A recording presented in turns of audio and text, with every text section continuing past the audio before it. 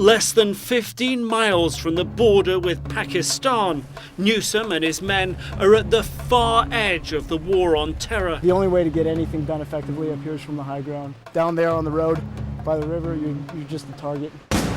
Get your rifle. Put your hand up.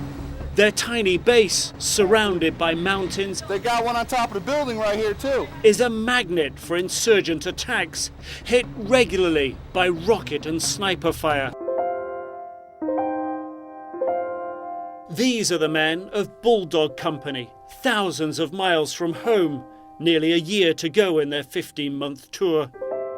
Their leader, Captain Tom Bostic. He is a take charge kind of guy, and definitely the kind of man that a lot of us saw as invincible. You know, the kind of guy, if he's out there, you're going to be fine.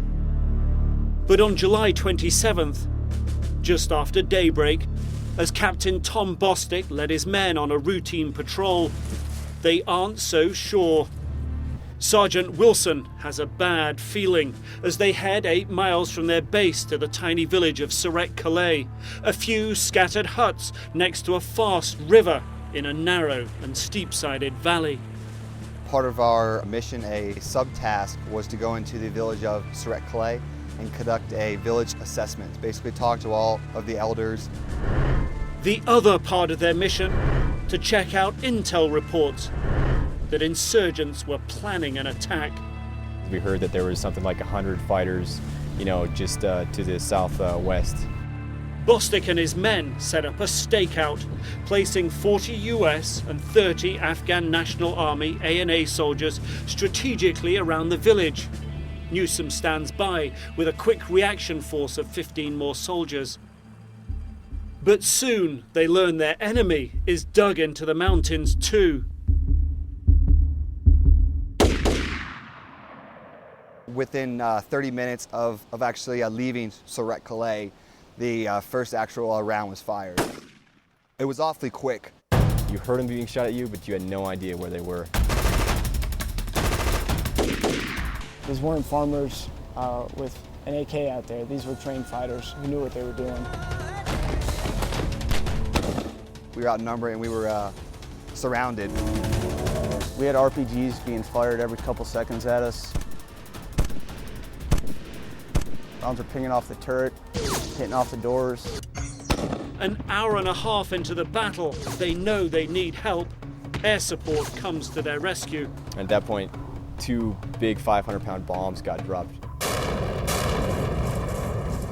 I heard the bomb coming in and it hit and it just rocked my world. I went deaf.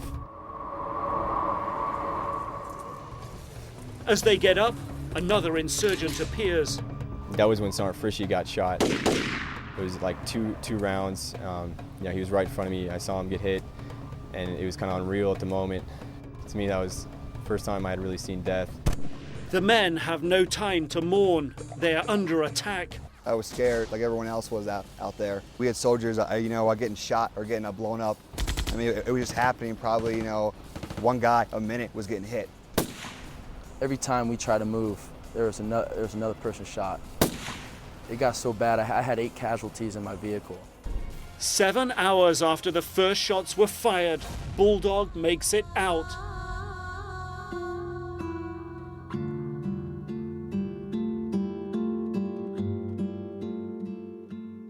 Seven US soldiers are wounded, 2 are dead.